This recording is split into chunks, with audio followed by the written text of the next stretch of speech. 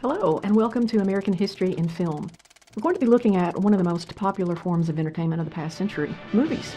More specifically, we'll be exploring movies that portray American history. Using the readings, introductory presentations, and discussion boards, you will participate as a kind of digital archaeologist, sifting through the layers of truth, myth, and history that exists in every film.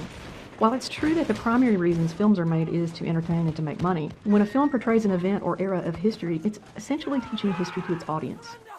But is the information it's imparting accurate? Is it presenting a biased or a slanted perspective? Is the audience getting the full picture? Additionally, we'll be looking at how the social, cultural, and political atmosphere of the time in which the movie was produced impacted the way filmmakers told their stories. In keeping with these ideas, there's a concept that you'll want to get very familiar with because it's the foundation on which this course is built. Movies function as both primary and secondary historical sources. Let's unpack that. A primary source is something that is first-hand evidence of the historical period. Letters, diaries, government documents, newspapers, interviews, and photographs. As applied to feature films, a movie is first-hand evidence of the time in which it was created.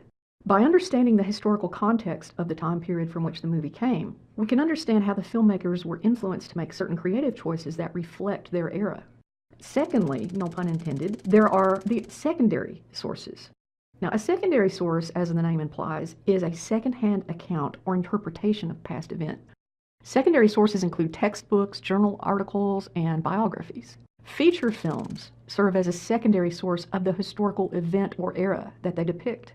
Let's use our first film of the semester, Gone with the Wind, as an example. Now, Gone with the Wind is essentially a historical romance set against the backdrop of the Civil War and Reconstruction era South.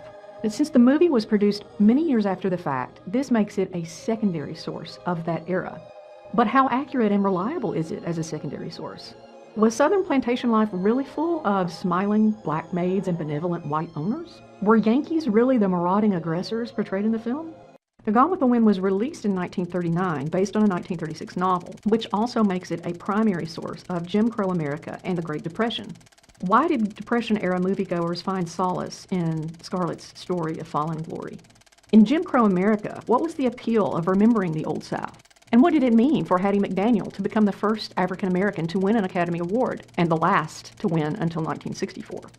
It's also important to note that you won't be judged on whether or not you like or dislike any of these films that we watch. That's not what this course is about. It's unlikely that you'll enjoy all of the films. You may not like any of them.